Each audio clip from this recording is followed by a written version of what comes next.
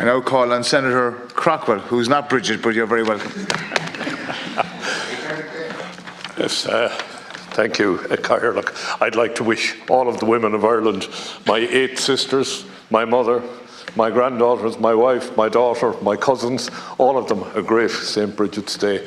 I hope they really have a good day. I hope we learn something from all of this, welcoming St. Bridget and Loyal Brija and all of that sort of thing. I don't think we have over the years. Anyway, to get down to the serious issues. Jadaville. I have mentioned Jadaville in this House for the best part of 8 years. We've had a report which has largely been rejected by the families who fathers, brothers were recommended for military honours.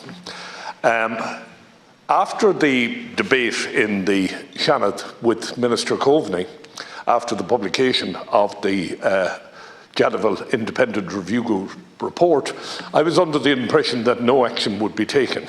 I was quite taken aback to find that a new Defence Force regulation has been written and that Defence Force regulation provided for 2 things. It amended the requirement for somebody to actually witness what took place in order to make a recommendation for a military honour, a medal, and it lifted the time bar. So the Independent Review Group, the DFR, specifically deals with just one person, and that's Commandant Pat Quinlan, a man deserving of a military medal for gallantry, and I think most of us agree with that.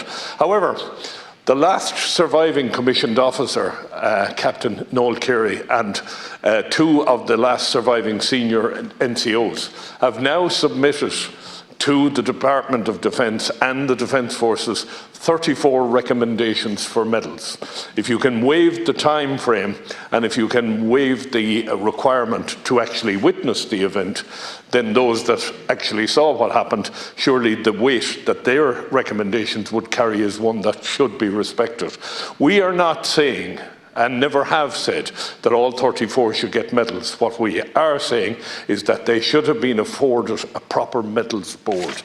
Now, Leader, I know that you yourself wore the uniform, and I know that you'll understand that military honours is something we should respect. And a man from your own county, Billy Cadian, who died in the Lebanon, has never been honoured properly by this state. And there are several more.